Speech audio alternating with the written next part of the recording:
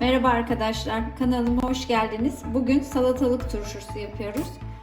1 kiloluk kavanozlarda göstereceğim ilk önce. Bunların içine ilk önce birer kaşık kişniş tohumu atıyoruz.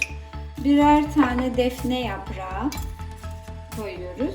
Sonra salatalıklarımızı diziyoruz.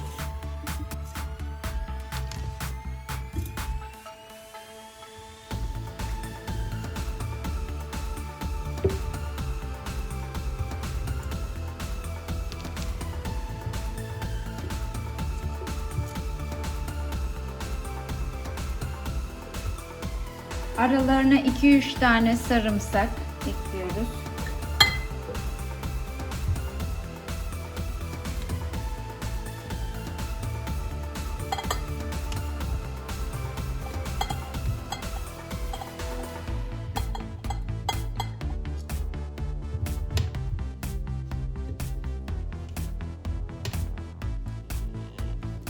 Evet, doldu turşumuz, kavanozumuz. Şimdi ötekileri doldurmaya devam edelim. Salatalıklarımızı kavanozlarımıza yerleştiriyoruz.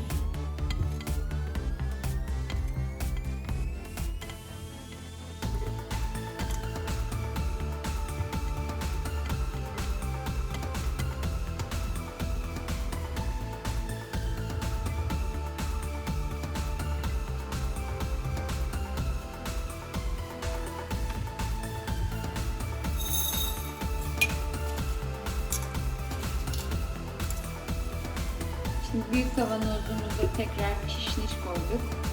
Defne yaprağı, tekrar salatalıklarımızı diziyoruz.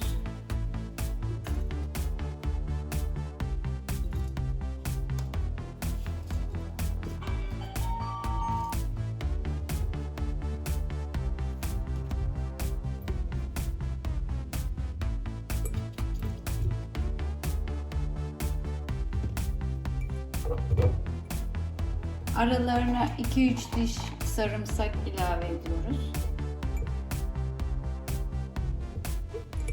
Bu kavanozumuz büyük. 2 kaşık kişniş tohumu koyuyorum buna. 2 tane defne yaprağı ilave ediyorum.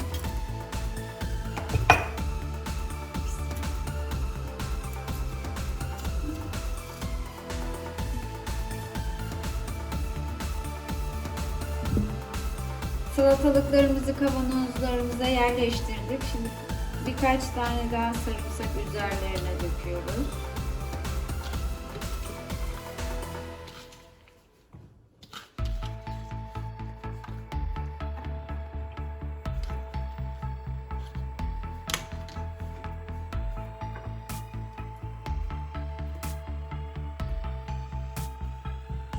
Bir kiloluk kavanozların içine birer tatlı kaşığı toz şeker döküyoruz.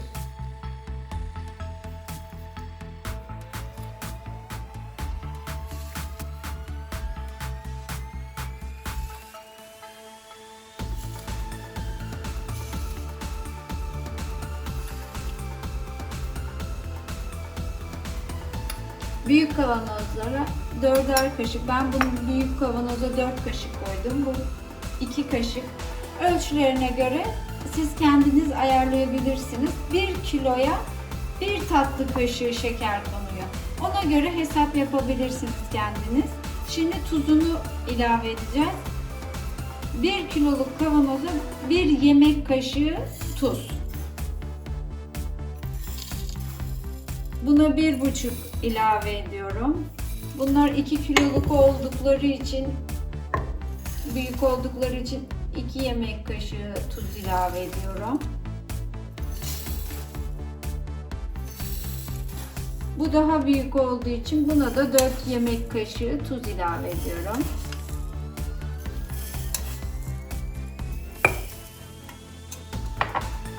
Birer kiloluk kavanozlara 1 çay bardağı sirke, diğerlerini ayarlıyoruz yine.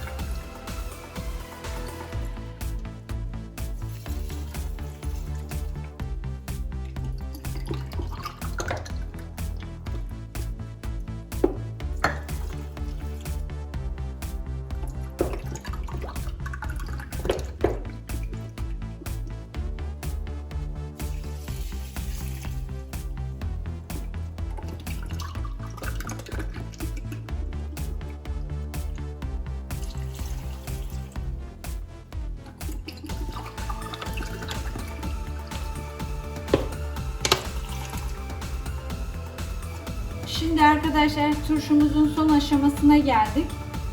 Tuzunu, şekerini, sirkesini koyduk. Şimdi de kaynar sularını döküyoruz.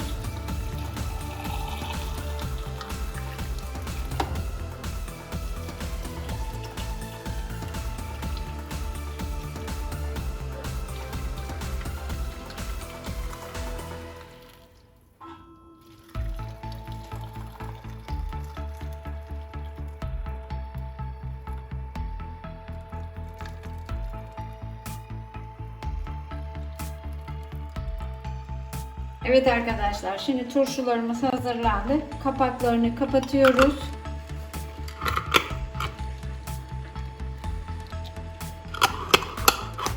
Kavanozlarımızın kapaklarını kapatıyoruz ve ters çeviriyoruz turşularımızı. Şöyle hemen bir gece bekletiyoruz. Arkadaşlar, turşularımız hazır. Böyle ters çevrilmiş bir gece bekletiyoruz. Ertesi gün çevireceğiz ve 15 gün bekledikten sonra turşumuz hazırdır. Afiyet olsun. Bir gece bekleyen turşularımızı ters çeviriyoruz.